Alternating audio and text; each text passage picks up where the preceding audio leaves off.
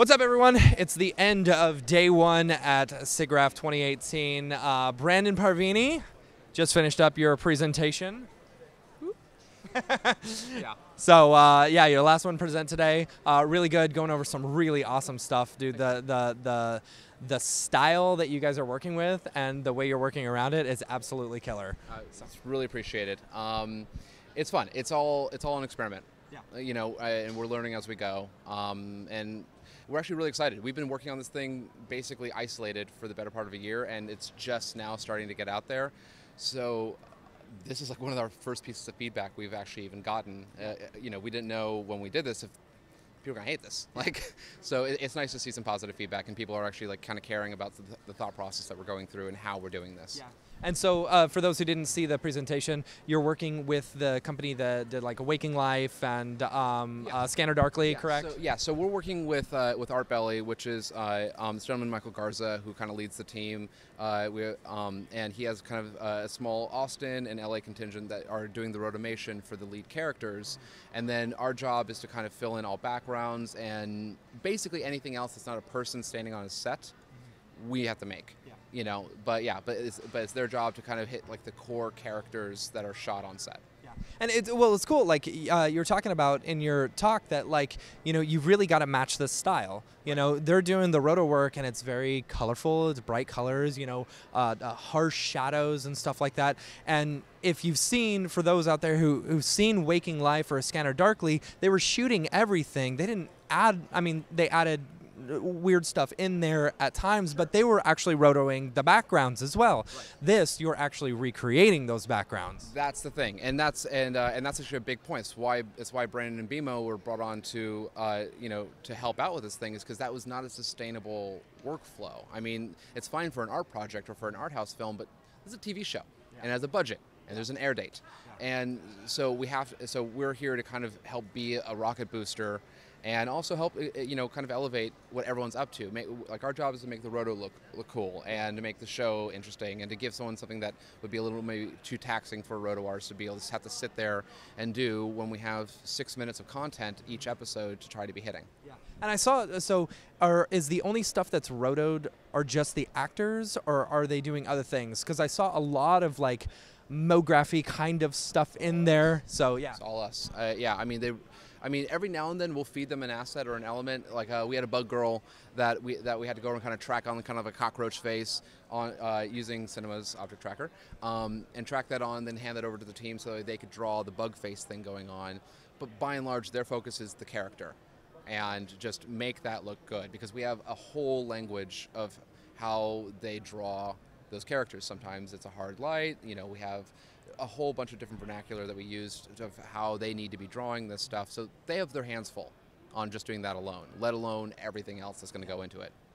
How long, so I'm assuming you guys get these, do you ever get like style frames from them? Okay, this is where we're going to start. Because I'm assuming that the roto work from them is like extensive. It takes a long time.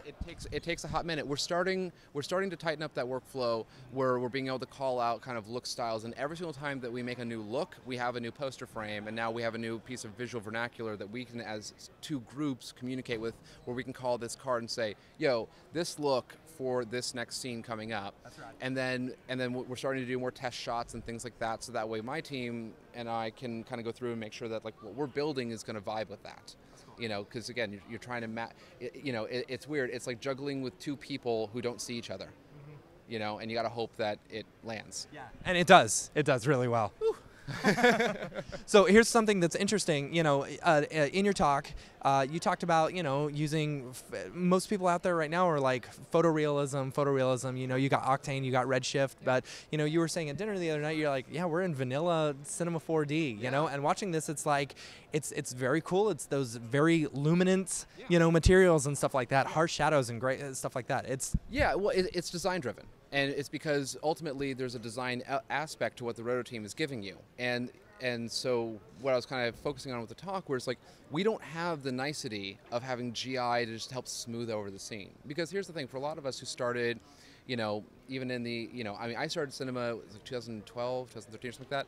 And like that was back in the day of doing GI, right? We didn't have a GPU rendering. So it's like, like it was so cool to have full GI and to have like all these rough reflections and 3 bounces of illumination and all these things. Like you couldn't do that coming as an After Effects artist, right? And so we all start chasing this thing.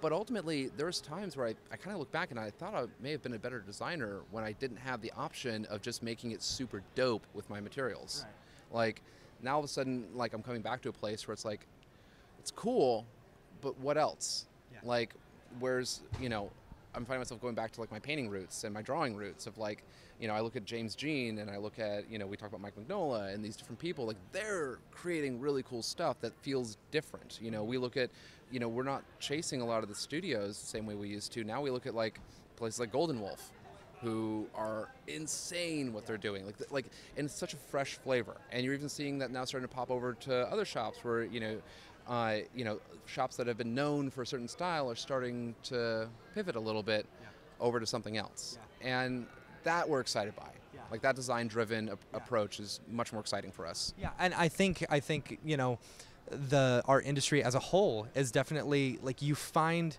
So when MoGraph came out, you saw a lot of these pretty like abstract MoGraphy stuff, and we still see a lot of it, you know. Yeah.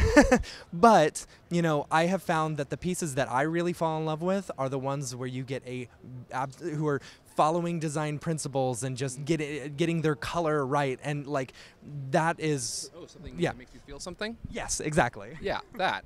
I mean, all these years later, I still go back when people ask me what my favorite kind of MoGraph piece was. It was Psyop's Haiku that they did for MTVU, I think it was.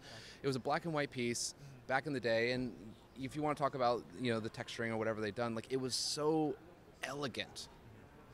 In that it felt like a visual haiku. You could feel the poetry and what they were doing there, and it was a really special piece for me. And to this day, I still think that very few things have that same level of soulfulness. Like we talk about this, like this ghost to something that makes you feel a little something. I think for, you know, I'm with a group of guys right now that I'm really fortunate. We are trying to get you to feel something. Yeah. And love it or hate it, just feel something. Yeah. And if you don't feel something, then that's where we failed. Brandon, where can people find you online? So you can find me, my website's alchem.tv. You can find me at bparvini on Twitter, b_Parvini on Instagram, might be flopped. Or you can check out what I'm doing with BMO over at bmo.tv. Awesome. Thank you so much, brother. Thank you. All right, stick around for day 2 of Siggraph 2018 on the showroom floor. Later, guys.